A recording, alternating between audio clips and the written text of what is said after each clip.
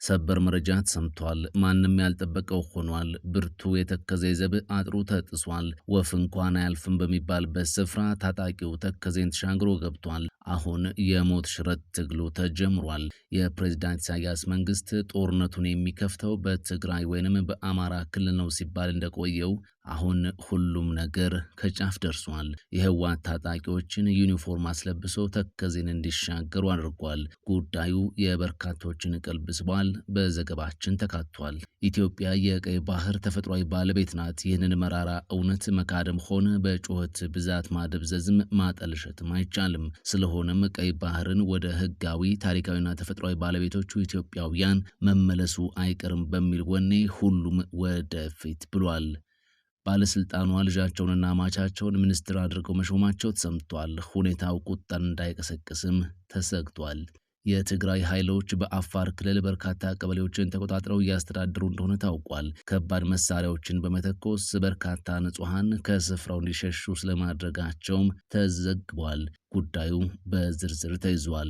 ይህ ኢትዮ ፕላስ ነው። ኢትዮ ፕላስን ሰብስክራይብ፣ ቪዲዮዎቹን ደግሞ ላይክ እና ሼር ያደርጋችሁ ከኛ ጋር ጥቂት ደቂቃዎችን እንድታሳልፉ እንጋብዛችኋለን። ኢትዮጵያ የቀይ ባህር ተፈጥሯዊ ህጋዊና ታሪካዊ ባለቤት መሆኗ ይታወቃል። ቀይ ባህር በሰው ሰራሽ ባለቤቶቹ እጅ ማለትም በኤርትራ ስር እንዲሆን ያደረጉት አርቀው ማሰብና የኢትዮጵያን መጻኢ ተስፋ ያልታያቸው የኢትዮጵያ መሪዎች ናቸው። ኢትዮጵያ የቀይ ባህር ተፈጥሯዊ ባለቤት እንደሆነች ይታወቃል። ይህንን መራራ እውነት መካደም ሆነም በጩኸት ብዛት ማደብዘዝም ሆነ ማጠልሸት አይቻልም ይላሉ ኢትዮጵያውያን። ስለሆነም ቀይ ባህርን ወደ ህጋዊ ታሪካዊና ተፈጥሯዊ ባለቤቶቹ ኢትዮጵያውያን መመለስና የቀይ ባህርን ኮሪደር ለልማት ለወጪ ገቢ ንግድና የባህር ኃይል መሰረተ ልማት መጠቀም የዚህ ትውልድ የመቻልና ሀገርን የማስቀጠል ኃላፊነት ነው የሚለው አባባል አሁን በኢትዮጵያውያን ዘንድ ከመቼውም ጊዜ በላይ ከፍ ብሎ መደመጡን ቀጥሏል።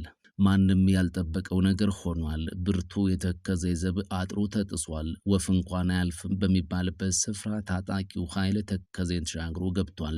አሁን የሞት ሽረቱ ትግል ተጀምሯል። የፕሬዝዳንት ኢሳያስ መንግስት ጦርነቱን የሚከፍተው በትግራይ አሊያም በአማራ ክልል ነው ሲባል እንደቆየው አሁን ሁሉም ነገር ከጫፍ ደርሷል። የህወሓት ታጣቂዎችን ዩኒፎርም አስለብሶ ተከዜን እንዲሻገሩ ስለማድረጉ ታውቋል። በእርግጥ ሁመራ፣ ወልቃይትና ጸገዴ የትግራይ ኃይሎች አሁንም ይገባኛል ጥያቄ የሚያነሱባቸው ስፍራዎች መሆናቸው ይታወቃል። የአማራ ኃይሎች ግን ተከዜን ተሻግሮ ያለው የአማራ ግዛት መሆኑን ያምናሉ። ተፈጥሯዊ ወሰናቸውም የተከዜ ወንዝ ስለመሆኑ ይገልጻሉ። አሁን በስፍራው ገብተዋል የተባሉት የኤርትራና የትግራይ ኃይሎች በዋልድባ ገዳማ አካባቢ እንዳሉ ነው መረጃዎች እያመላከቱ ያሉት። በቀጣይ በተከዜ ዘብ የሚወሰደው አጸፋዊ እርምጃ ከባድ ሊሆን እንደሚችል ይገመታል። በነ ኮሎኔል ደመቀ ዘውዱ የሚመራው የተከዜ ዘብ እስከ አፍንጫው የታጠቀ ኃይል ሲሆን ከአመት እስከ አመትም በስልጠና ላይ እንዳለ የሚነገርለት ብርቱ ኃይል ነው። እናም ጠራርጎ ለማስወጣት ሰዓታት ብቻ በቂያቸው እንደሆነም ይታመናል። በዚህ ሰዓት መረጃው ለተከዜ ዘብ ደርሶ ከባድ እርምጃ ስለመጀመሩ ተሰምቷል። በአፋር ክልል ከደረሰው ጥቃት በኋላ የተፈናቀሉ ሰዎች ብዛት 18,000 ገደማ መድረሱን ባለስልጣናት ይፋ አድርጓል። በአፋር ክልል መጋሌ ወረዳ ላይ ከደረሰው ጥቃት በኋላ ከቶንሳ ቀበሌ እና ከአጎራባች አካባቢዎች የተፈናቀሉ ሰዎች ብዛት 18,000 ገደማ መድረሱን እንዲሁም 16,000 ያሉ እስካሁን ድረስ ድጋፍ እንዳላገኙ የአካባቢው ባለስልጣናት መናገራቸውን ኢትዮጵያን ኢንሳይደር ዘግቧል። የክልሉን ወሰን ተሻግረው ወደ አካባቢው መግባታቸው የተነገረላቸው የትግራይ ኃይሎች አሁንም ስፍራውን ለቀው አለመውጣታቸውንም ገልጸዋል። የአፋር ክልል መንግስት ከ2 ሳምንት ገደማ በፊት ባወጣው መግለጫ የህወሓት ቡድን ሲል የጠራው አካል በመጋሌ ወረዳ በሚገኘው ቶንሳ ቀበሌ ላይ ጥቃት አድርሶ 6 መንደሮችን በጉልበት ተቆጣጥሯል ሲል ወንጅሎ እንደነበር ይታወሳል። የትግራይ ክልል ጊዜያዊ አስተዳደር ከአንድ ቀን በኋላ ባወጣው መግለጫ የትግራይ ክልል ኃይሎች ወደ አፋር ክልል ዘልቀው ጥቃት ፈጽሟል መባሉን መሰረተ ቢስ ሲል ማስተባበሉ አይዘነጋም። ጊዜያዊ አስተዳደሩ ይህንን ይበል እንጂ የትግራይ ኃይሎች ተቆጣጥሯቸዋል በተባሉ አካባቢዎች የሚገኙ ነዋሪዎችና ባለስልጣናት ታጣቂ ታጣቂዎቹ ጥቃት መፈጸማቸውን እንዲሁም አሁንም ስፍራውን ለቀው አለመውጣታቸውን ለኢትዮጵያን ኢንሳይደር መናገራቸው ተዘግቧል።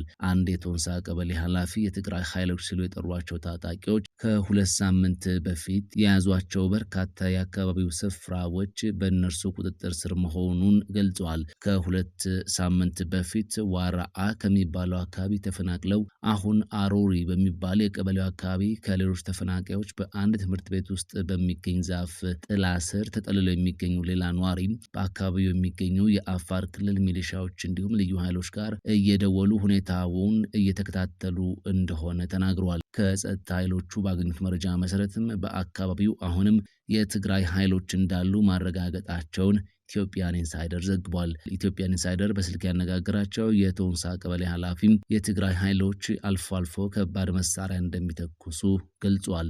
የመጋሌ ወረዳ የእንስሳት እርሻና ተፈጥሮ ሀብት ጽሕፈት ቤት ኃላፊ አቶ አብዱ መሐመድ በበኩላቸው የትግራይ ኃይሎች አካባቢውን ከተቆጣጠሩ በኋላ የቶንሳ ቀበሌ ለ2 ተከፍሎ ይገኛል ብለዋል። ግማሹን የአፋር ክልል ሲያስተዳድረው፣ ግማሹን ደግሞ የትግራይ ኃይሎች አሁንም እንደያዙት ገልጸዋል። የቶንሳ ቀበሌ ባለበት መጋሌ ወረዳ የተፈናቃዮችን ጉዳይ የሚከታተለውን ቢሮ የሚመሩት አቶ አብዱም ከ2 ሳምንት በፊት ለኢትዮጵያን ኢንሳይደር በሰጡት ቃለ ምልልስ ከ3 ቀበሌዎች በድምሩ ከ2000 በላይ ሰዎች መፈናቀላቸውን ገልጸው ነበር። የተፈናቃዮቹ ቁጥር ከ2 ሳምንት በፊት ከተገለጸው ጭማሪ እንዳሳየ የጠቆሙት ኃላፊው በአሁኑ ወቅት 18000 ገደማ መድረሱን ገልጸዋል። ከቶንሳና ፋሮ የተፈናቀሉ ነዋሪዎች አሮራ በተባለ በቶንሳ ቀበሌ ላይ የሚገኝ ቦታ፣ ከአንዱ ቀበሌ የተፈናቀሉ ነዋሪዎች ደግሞ ኤልካሎ በሚባል በቀበሌው በሚገኝ ቦታ ዛፍ ስርና ትምህርት ቤቶች ውስጥ እንዲያርፉ መደረጉን ተናግሯል። የተፈናቃዮች ቁጥር ሊጨምር የቻለው የትግራይ ኃይሎች በተቆጣጠሩት አካባቢ ተቆርጠው የቀሩ ነዋሪዎች እየሾለኩ በመምጣታቸው መሆኑን ኃላፊው አብራርተዋል። ተፈናቃዮቹ በአፋር አርብቶ አደር ልማት ማህበር በኩል 30 ኩንታል ዱቄትና 70 ኩንታል በቆሎ ከክልሉ የአደጋ ስጋትና መከላከል ኮሚሽን ድጋፍ እንደተደረገላቸው ባለስልጣናቱ ተናግሯል። በመጀመሪያው እርዳታ ለ1 ሳምንት የሚያህል ነው ድጋፍ የተሰጣቸው፣ በቂ የሆነ ድጋፍ አይደለም ያሉት ኃላፊው 11000 አካባቢ ለሚሆኑ ተፈናቃዮች ገና ድጋፍ እየፈለግን ነው ሲሉ አሁንም ለአካባቢው ነዋሪዎች ተጨማሪ ድጋፍ እንደሚያስፈልግ አስገንዝበዋል። በአፋር አርብቶ አደር ልማት ማህበር በኩል የቀረበው ዱቄት ለሁሉም እንዳልተዳረሰ የተናገሩት ተፈናቃዩ እናቶችና ልጆች በረሃብ በፀሐይና በብርድ እየተሰቃዩ ነው ሲሉ ያሉበትን የከፋ ሁኔታ አስረድተዋል። እንደ እርሳቸው ሁሉ ከልጆቻቸው ጋር የተፈናቀሉ ሌላኛው የአካባቢው ነዋሪም 12 ኪሎ ዱቄት ቢደርሳቸውም እየቀረበ ያለው እርዳታ በቂ አይደለም ባይ ናቸው። እኚሁ ነዋሪ እርዳታ ያልደረሳቸው ሰዎች እንዳሉም ገልጸዋል። ከ10 በላይ መንግስታዊ ያልሆኑ ድርጅቶች ወደ አካባቢው መጥተው ለ3 እና ለ4 ቀናት ጉብኝት ማድረጋቸውን የጠቀሱት የመጋሌ ወረዳ የእንስሳት እርሻና ተፈጥሮ ሀብት ጽሕፈት ቤት ኃላፊም የተፈናቃዮችን ሁኔታ በአካል ከተመለከቱት ከእነዚህ ድርጅቶች ብዙ ነገር እንደሚጠብቁም ተናግረዋል።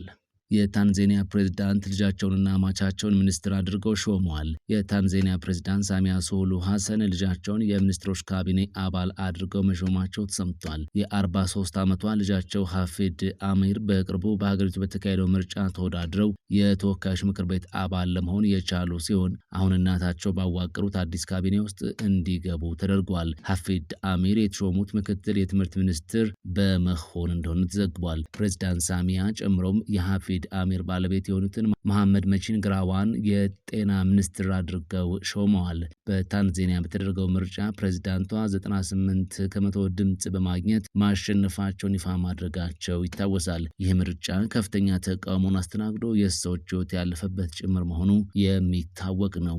ይህ ኢትዮ ፕላስ ነው። ኢትዮ ፕላስን ሰብስክራይብ፣ ቪዲዮዎቹን ደግሞ ላይክ እና ሼር እያደረጋችሁ ስለምታበረታቱና ስለምትደግፉን ከልብ እናመሰግናለን።